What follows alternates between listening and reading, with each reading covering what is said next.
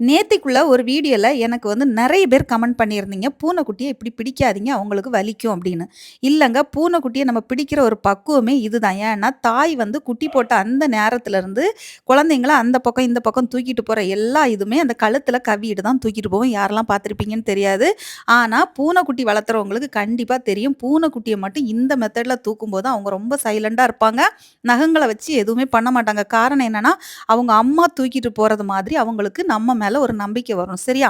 இதுதான் இவங்கள தூக்குற ஒரு பக்குவம். மற்றபடி நம்ம எப்படி தூக்குனாலும் நகங்கள வச்சு என்ன செய்வாங்க? பரண்டி விட்டுருவாங்க. அது மட்டும் இல்லாம ப்ரூனோ கண்மணி போடுற சவுண்டுலயே பயந்து பயந்து தான் வருவாங்க. அந்த நேரத்துல அவங்க போடுற சவுண்டுல டபக்குன்னு நம்மள அப்பி பிடிச்சுருவாங்க. அவங்களோட நகம் வந்து நம்மளோட உடம்புல பட்டுரும். அதுக்காக தான். அது மட்டும் இல்ல, இந்த மெத்தட்ல தான் தூக்கணும் அப்படின்னு தெரிஞ்சவங்க மறக்காம கமெண்ட் பண்ணுங்க. சரியா? யாரெல்லாம் பூனைக்குட்டி வளர்த்துறீங்களோ கண்டிப்பா சொல்லுங்க. நார்மலா நம்ம வீட்டுக்குள்ள வச்சு கொஞ்சுறது வேற. வெளிய வச்சு கொஞ்சுறது வேற. ஏன்னு கேட்டாச்சுன்னா, நம்ம மேலயும் நகங்கள் பற்றக்கூடாதுங்கிறதுக்காக தான். தெரிஞ்சவங்க மறக்காம கமெண்ட்ல சொல்லுங்க. அது மட்டும் இல்லாம ப்ரூனோவ பார்த்தீங்களா, எந்த மாதிரி லுக் விட்டு பார்த்துட்டு இருக்காங்க. ப்ரூனோ மட்டும் இல்லங்க, கண்மணியும் சேர்ந்து தான். எல்லாத்துக்கும் காரணம் இந்த கண்மணி தான் ப்ரூனோ கிட்ட என்னமோ சொல்லிக் குடுத்து, இப்போ ப்ரூனோவும் பயங்கரமா கத்த ஆரம்பிச்சுட்டான்.